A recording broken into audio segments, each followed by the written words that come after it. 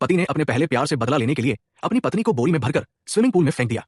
जब वो डूबने ही वाली होती है तो वो उसे कुछ पल सांस लेने के लिए बाहर निकालता है, फिर दोबारा पानी में धकेल देता है। वो तुरंत इसी तरह बार बार उसे यातना देता रहता है।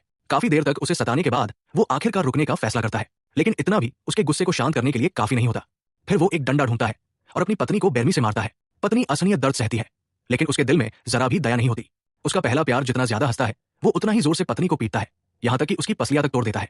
तभी जाकर वो धीरे धीरे रुकता है। जाने से पहले वो उसे कई लाते भी मारता है। अपने पति को उसके पहले प्यार को गले लगाकर जाते हुए देखकर उस महिला की सारी उम्मीद उसी पल टूट जाती है। आखिरकार वो एक दृढ़ फैसला लेती है, इस शादी को पूरी तरह छोड़ देने का। दरअसल 3 दिन पहले ही वो अदालत गई थी और विवाह प्रमाण पत्र की डुप्लीकेट प्रति मांगी थी। तब उसे कर्मचारियों से पता चला कि उसका विवाह प्रमाण पत्र नकली था। सिस्टम में दर्ज था कि वो अविवाहित है, जबकि उसका पति विवाहित दिखाया गया था और उसके पति की कानूनी पत्नी कोई और नहीं बल्कि उसका पहला प्यार ही है। आज उसे आखिरकार सब समझ में आता है। उसे एहसास होता है कि वो अब तक मूर्ख बनकर जीती रही।